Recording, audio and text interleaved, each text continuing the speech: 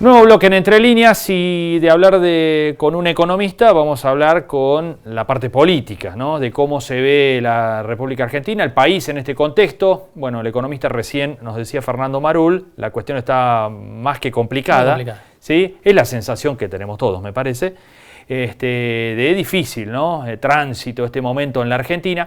Bueno, está Mario Negri ya con nosotros, que es el presidente del Interbloque Juntos por el Cambio en la Cámara de Diputados. Mario, ¿cómo le va? Buenas noches. Buenas noches, ¿cómo les va? Bien. Un gusto hablar con ustedes. Bueno, muchas gracias por atendernos. Bueno, ¿cómo No está sé viendo? si sale bien Sí, la imagen. perfecto, perfecto. Bueno, Bueno, le preguntaba cómo estaba viendo el contexto, el momento actual de la Argentina. yo creo que, lo digo con mucha serenidad, nunca he visto que confluyan tantas incertidumbres en un momento tan difícil del país y con una crisis económica que todos los días profundiza también sus números, ¿no? Su situación. Y tenemos incertidumbre sanitaria muy fuerte porque no se detiene la curva de crecimiento. Hemos superado la del 1.000.000 de contagios, estamos en los primeros lugares en la cantidad de muertos por 1.000.000 de habitantes, estamos primero en la cantidad de muertos por día por 1.000.000 de habitantes. Estamos dentro de los países que menos han testeado y estamos primero en el mundo en el país de la cuarentena más larga. Son 7 meses y si recordamos, el presidente al principio, cuando adelantamos la cuarentena, cosa que fue inteligente, después decía que se podían perder 5 productos brutos internos de la Argentina, de la economía, pero no perder una vida.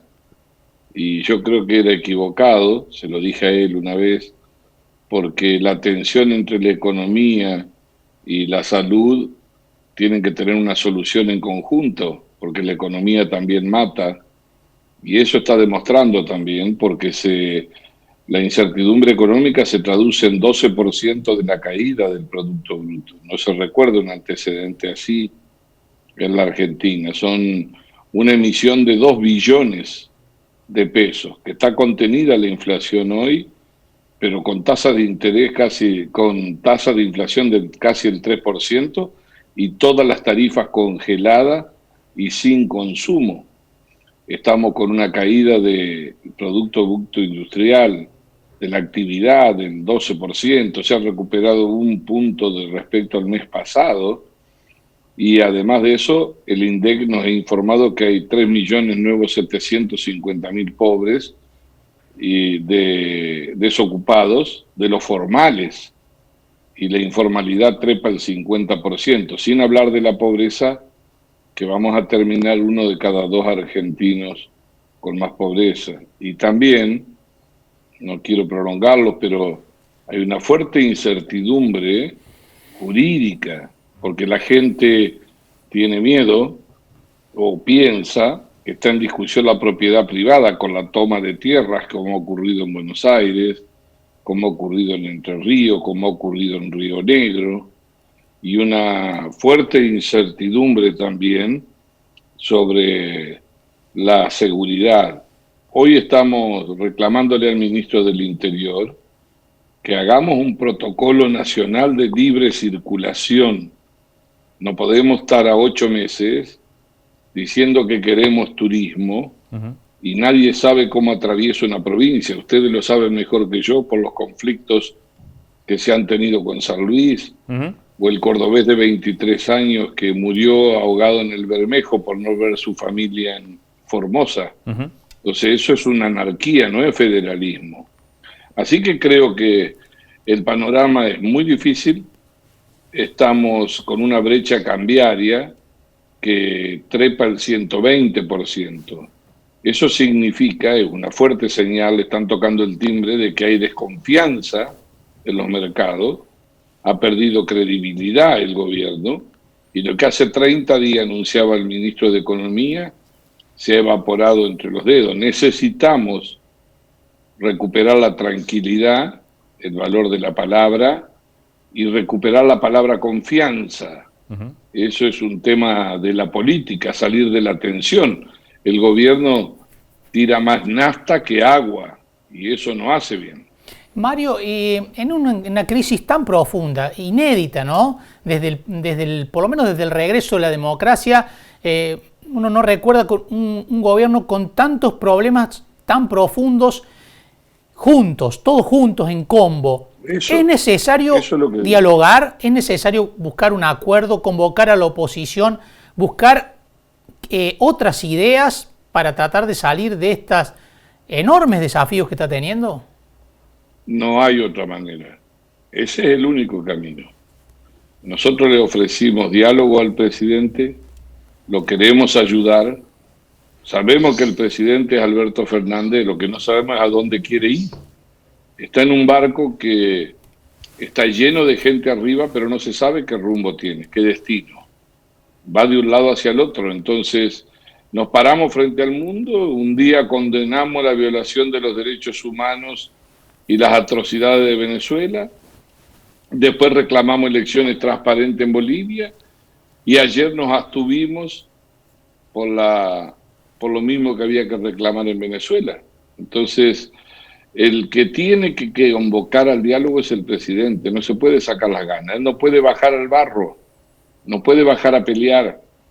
No estamos en condiciones de discutir el pasado porque todos han cometido errores o en alguna medida no han podido resolver los problemas de fondo.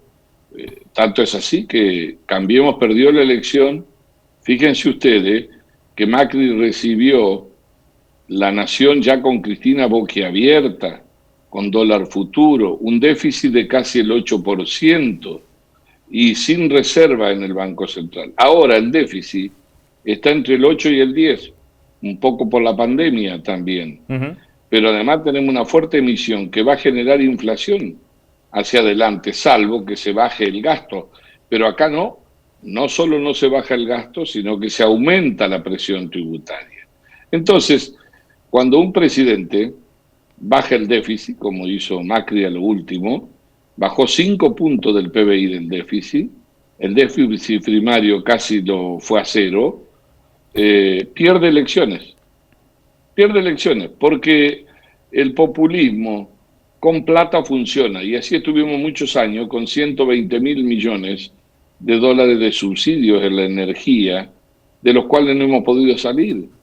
Y eso ha generado una enorme desigualdad. Hace falta dialogar, porque no importa quién gane la próxima elección. La situación de deterioro de la Argentina es de tal magnitud que si no define un proyecto de desarrollo competitivo, con política fiscal, con política económica previsible, que tenga un horizonte, que la gente confíe que va a durar muchos años, que no va a tropezar con la misma piedra, que se afirme en la producción del campo, pero poniéndole valor agregado para poder exportar. Si no tenemos divisa, ¿nosotros qué vamos a poder traer para nuestras importaciones? Brasil tiene 380.000 millones de dólares de reserva y nosotros estamos cepo tras cepo porque no tenemos moneda. Necesitamos definitivamente darle lugar a la economía del conocimiento. Esto, Marco, con el cual yo me comunico con ustedes, vale 25 veces más que YPF. Hoy 2.300 millones de hombres y mujeres en el planeta usan teletrabajo a raíz del virus. A nosotros nos agarró mal parado en crisis, pero además mucho más vulnerable. Hubo países que, por supuesto, nosotros lo comparábamos todos los viernes, ahora se acabaron las filminas, decíamos que éramos campeones, esos errores que tenemos, y ahora los superamos. Pero esos países que cometieron, como Trump o el propio Bolsonaro en Brasil, sin embargo, sus economías son más robustas, tienen más posibilidades de salir del fondo del pozo. Pero acá tenemos el 56% de los chicos menos de 14 años en la pobreza. Entonces, si nosotros no generamos un proyecto de desarrollo, ¿de qué sirve sentando en una mesa, vos hiciste esto, vos hiciste lo otro, seguimos así? La gente se fatiga socialmente. Hay Mario, que hacerse cargo de un pedazo del pasado cada uno, ¿no? Mario, recién habló del oficialismo, del gobierno, del Frente de Todos. Evidentemente ahí hay varias miradas, no todas coincidentes. Pero cuando uno mira a la oposición también encuentra esto. Apareció Macri en las últimas semanas, también generó ruido al interior de Juntos por el Cambio. ¿Están a la altura de las circunstancias los integrantes de la política argentina hoy con esta crisis que tenemos? Nosotros, en general, la política tiene mucho esfuerzo que hacer siempre. Nunca ha concluido. Nosotros hemos logrado dos o tres cosas que son importantes. Primero, mantener la unidad de la coalición. Yo pensé que a los 2 o 3 meses se iba a dividir, el gobierno trabajó mucho para eso y no lo logró. Y mantener la unidad presupone dos cosas. Saber que somos partidos distintos, pero que hay que administrar las diferencias. Porque hay que honrar el voto, el 40 o 41% que uno representa. Y además, porque que la oposición esté unida ya no es un derecho de los dirigentes, hace al equilibrio de poder en un país a donde están desequilibrados los poderes. El poder judicial funciona a media, en ninguna parte del mundo ocurrió eso. Y las veces que abrieron las ventanas fue para que salgan los presos. Y el Congreso, entre virus o no, la tiene a Cristina reinando en el Senado como quiere, y el diputado que están más parejos los números, se nos va el año con sesiones mixtas.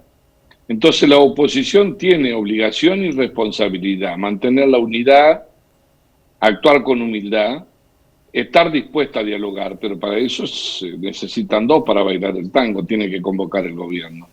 Y el expresidente Macri, y tiene derecho a hablar. Yo escuché una de la primera, me parecieron prudentes. Bueno, algunos dirán que se quedó corto la autocrítica, otros que no, pero en un país donde nadie reconoce errores del pasado, bueno, no ha sido malo lo que hizo, pero obviamente que nosotros perdimos la elección.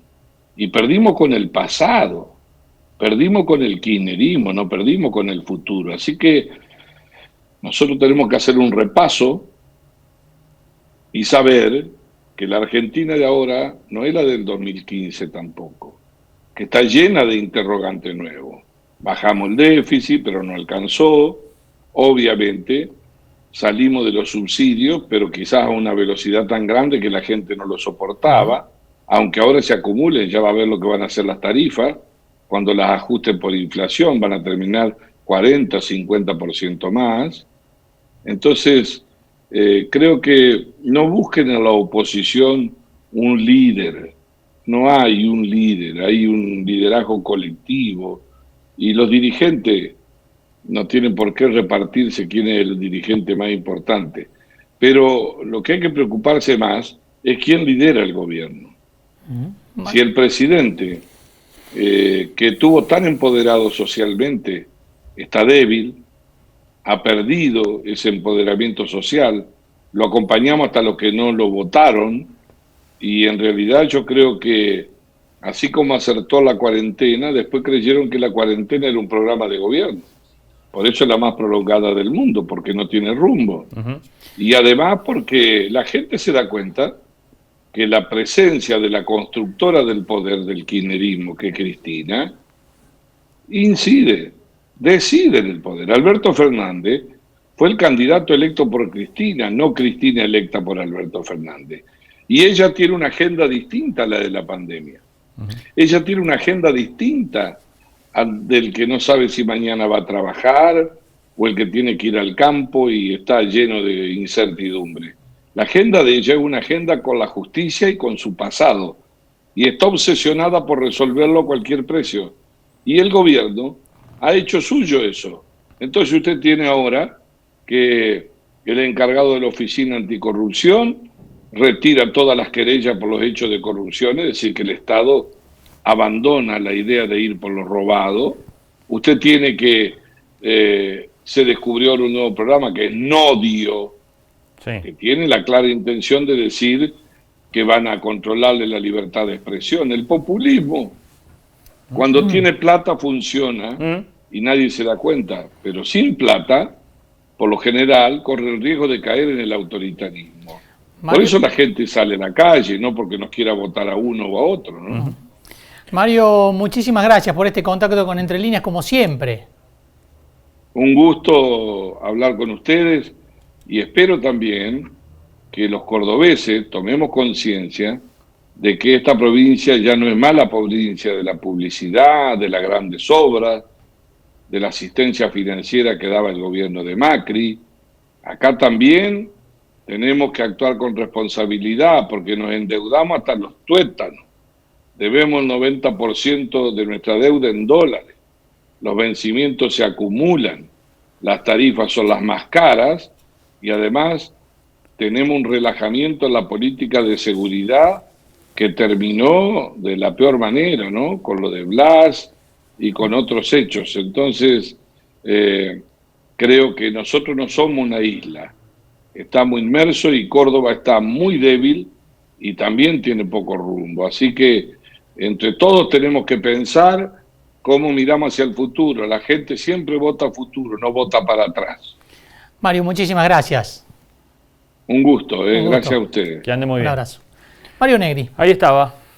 El jefe del interbloque de Juntos por el Cambio, haciendo un panorama, trazando un diagnóstico de la situación muy compleja, ¿no? Muy compleja que está viviendo el país en múltiples ámbitos: el económico, el sanitario, el social, el laboral, el político e institucional.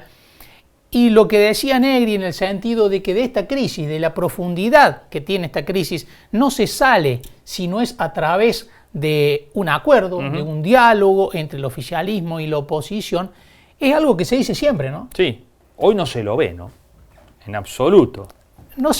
Incluso no se ve intención más allá de las declaraciones, no se ve pasos concretos ni del oficialismo ni de la oposición, porque mientras se postula esta necesidad de generar un diálogo, por el otro lado también se toman acciones, se hacen declaraciones que después dificultan muchísimo que este entendimiento se produzca, ¿no? Así es. Se cortan los puentes que por ahí se intentan tender por allí, ¿no? Bueno, y los espacios que se han conformado de diálogo entre distintos sectores no ha tenido presencia de la oposición en el gobierno. Claro. Los consejos y las reuniones de la mesa del hambre y demás, bueno, han sido con actores, sectores, ONG y demás, pero no con representantes de la oposición en este caso. Y que son convocatorias que quedaron casi en eso. En convocatoria, en foto, en una reunión, pero que a la hora de enfrentar la crisis, las consecuencias, lo que está generando la pandemia, tampoco muestra muchos resultados, ¿no? Porque son decisiones que no derivan en políticas públicas, ni en consensos para tratar de enfrentar algunos de los tantos frentes que el país tiene abiertos por estas horas. Así es. Bueno, de hecho, la mesa del hambre se reunió una vez en diciembre, ¿no? Apenas asumió el gobierno y después, allá por el mes de agosto, fue la segunda reunión, después de tantos meses pasados en plena cuarentena, con una crisis social importante y demás, y una situación de muchos sectores de la población muy difícil, y sin embargo ni siquiera esa situación, bueno, apuró los tiempos y acercó algunas posiciones entre lo que es el oficialismo y la oposición, los dos frentes con muchas internas a su vez, ¿no? En cada uno de esos sectores, ¿no?